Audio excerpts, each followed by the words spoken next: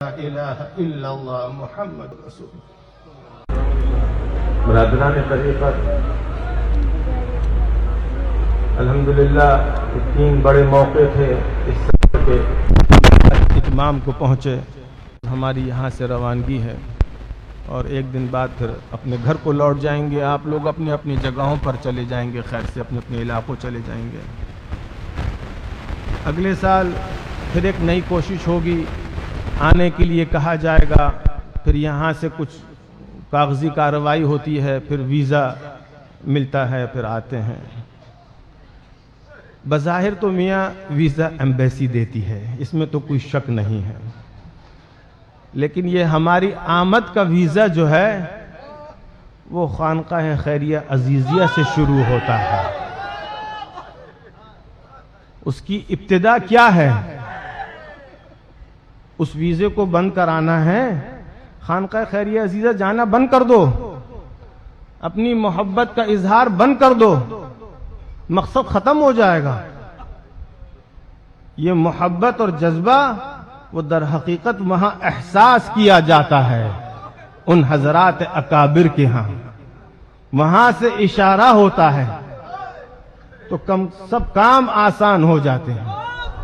Visa بھی لگتا ہے اور آنا بھی ہوتا ہے اور جانا بھی خیر سے ہوتا ہے، کیونکہ ہم تو اپنے آمد سے پہلے اپنے حضرات آستانہ کے ہاں بھی عرض کر دیتے ہیں اور ویسے بھی دعا کر لیتے ہیں کہ الہی ایک ذمہ داری ہے، اس کے لیے بلایا جاتا ہے، ایک مخلصین کی ایک جماعت ہے، ان کا شوق ہے، اگر جانا بہتر اور خیر کا ہو تو راہ آسان فرما دے، اور اگر ذلت اور پریشانی ہے تو پھر جانے کا ہمارا کوئی ضرورت نہیں ہے۔ اب یہ دعا کر دیتے ہیں، تو یہ دھیان رکھنا کہ ویزا برقرار رکھوانا ہے تو ہم سے نہ کہو، خالی اپنے اس جذبے اور محبت کو وہاں بھی عرض کرو۔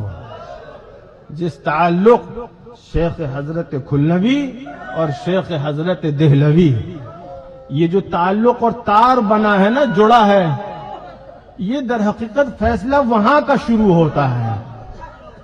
جب حضرت کھلنوی بھی اب عالم روحانیت میں ہے تو حضرت دہلوی بھی عالم روحانیت میں ہے، اور الارواح مجندہ وہ تو ایک جھنڈ کے مانند ہوا کرتی ہیں، بظاہر وہ یہاں آرام فرما ہے، وہ وہاں آرام فرما ہے، لیکن ارواح کے لیے اب دوریاں نہیں ہیں، ہمارے لیے ہیں دوریاں بظاہر۔ جب وہاں کی درخواست پہنچے گی اپنے شیخ کے یہاں کہ جی صاحبزادے کو یہاں سے بھیجا جائے، ارسال کیا جائے، تو دل میں احساس بھی ابھرے گا، جذبہ بھی ہوگا، شوق بھی ابھرے گا۔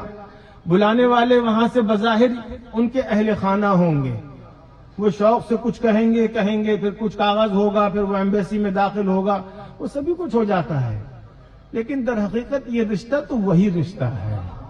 اب کسی کی سمجھ میں نہ آئے تو نہ آئے، لیکن کم از کم اپنے اہل طریقت اس بات کو، نقطے کو سمجھ کے رکھیں۔ اپنے اس جذبے کو خالی یہ کہنا حضور آ جائیے اگلے سال بھی، حضور کے بس کا نہیں ہے آنے کا۔